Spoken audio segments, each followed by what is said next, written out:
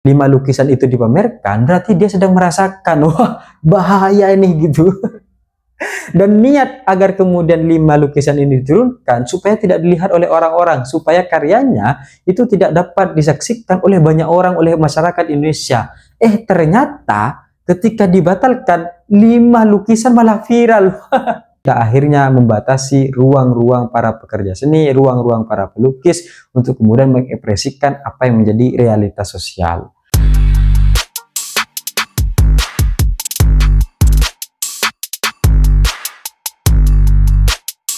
Hai korban ghosting, ketika kita memiliki hubungan antara satu dengan yang lain, maka yang harus kita perhatikan adalah bahwa jati diri kita itu tidak direnggut oleh sang kekasih.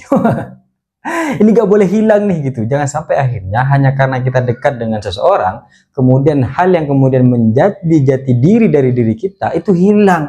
Hal ini sama dengan Galeri Nasional. Ini kan galeri nasional, ruang yang kemudian akhirnya memberikan banyak tempat, banyak wadah bagi para seniman-seniman untuk memamerkan karyanya. Dan di sanalah kemudian nanti ada berbagai macam edukasi dari pameran-pameran, baik itu lukisan atau seni yang lain gitu. Nah, ketika akhirnya ternyata Galeri Nasional hari ini terjadi berbagai macam peristiwa, salah satunya adalah tentang pembatalan pameran yang kemudian akan dilakukan oleh Yas Suprapto. Ini kenapa harus dibatalkan gitu kan? Sedangkan persiapannya ini sudah lama, sudah sangat lama sekali persiapan ini sudah disiapkan gitu. Ini kan ibaratnya orang ini sudah mau berangkat haji, tiba-tiba dibatalin di tengah jalan. Padahal seluruh syaratnya sudah sah, seluruh aturan-aturannya sudah selesai dilaksanakan, tiba-tiba dibatalin. Kan nggak beres nih gitu kan. Sehingga dari hal ini kemudian kita bisa mengambil pelajaran bahwa ternyata ada berbagai macam ruang-ruang berekspresi yang akhirnya dibatasi dan dikontrol oleh pemerintah. Sehingga hal ini berkaitan dengan berbagai macam hal. Misal, Galeri Nasional yang kemudian akhirnya melakukan pembatalan. Padahal jauh sebelum itu, Yas Suprapto beserta seluruh Galeri Nasional, beserta kurator-kurator lukisan itu sudah melihat berbagai macam karyanya. Wah, sudah dilihatkan gitu, sudah tahu, dan pertemuan-pertemuannya sudah sering kali gitu. Temanya tentang ketahanan pangan, tentang pangan nasional gitu. Tapi ketika akhirnya hari H, tiba-tiba ada 5 lukisan yang dilarang. Kenapa gak dari awal dilarangnya? Kenapa baru hari H yang kemudian akhirnya terjadi berbagai macam miskomunikasi, hingga akhirnya dari berbagai macam lukisan-lukisan itu kan harus diturunkan. 5 lukisan ini harus diturunkan sehingga pameran ini bisa dilanjutkan. Kalau enggak, ya pameran ini tidak bisa dilanjutkan gitu. Sehingga pameran yang kemudian akan dilakukan oleh Yas Suprapto tentang karya-karyanya akhirnya batal. Nggak jadi gitu, karena tidak terjadi kesepahaman antara pelukis dengan Galeri Nasional dan kurator. Nggak ketemu titiknya gitu. Yang satu minta supaya lukisan ini, 5 lukisan ini ditarik, ya kan, diturunkan supaya tidak dipejeng, tapi pelukis mau karyanya juga dipejeng karena ini berkaitan katanya dari 30 karya ini gitu. Dan hal ini terjadi berbagai macam perbedaan-perbedaan. Satu menjelaskan bahwa dari pihak kurator mengatakan, ada berbagai macam hal yang akhirnya disembunyikan, tidak diberitahukan, diselundupkan. Gimana ceritanya lukisan itu bisa disundupkan? Gimana ceritanya gitu? Padahal pertemuannya sudah berulang-ulang dan berkali-kali sudah dilihat gitu. Apa kemudian ada instruksi baru ketika kemudian akhirnya muncul tuh lukisan? Sehingga akhirnya lukisan ini minta untuk diturunkan gitu kan. Nah, dari hal ini akhirnya kita melihat bagaimana kemudian sebenarnya kejadian-kejadian ini melakukan berbagai macam playing victim, melakukan berbagai macam pemutarbalikan fakta, seolah-olah yang salah ini pelukis, seolah-olah yang salah ini adalah para pengrajin seni. Seolah-olah mereka yang kemudian menyelundupkan karya ini, ilegal nih karyanya gitu kan. Kan seolah-olah begitu dari pernyataan-pernyataan yang kemudian ada.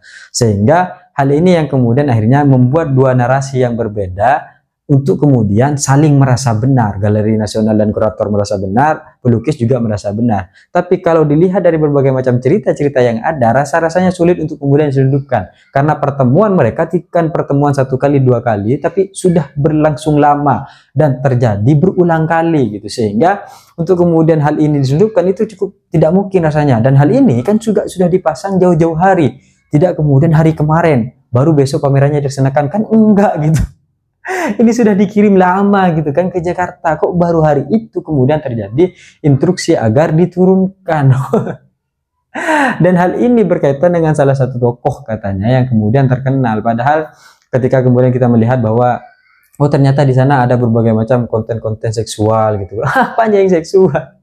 Ini kan hanya tentang konten atau lukisan-lukisan yang akhirnya tidak berkaitan dengan itu. Karena seni adalah ruang berekspresi dan di sana terjadi kebebasan-kebebasan untuk kemudian mengekspresikan realitas sosial. Kalau akhirnya tidak mau lukisan itu ada, maka realitas sosialnya ya jangan begitu.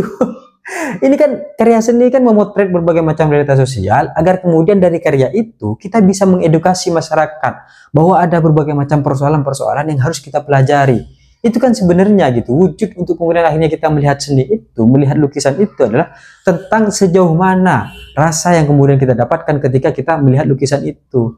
Ketika akhirnya sosok orang yang kemudian membelakangi terjadinya pembatalan 5 lukisan itu dipamerkan, berarti dia sedang merasakan wah bahaya ini gitu.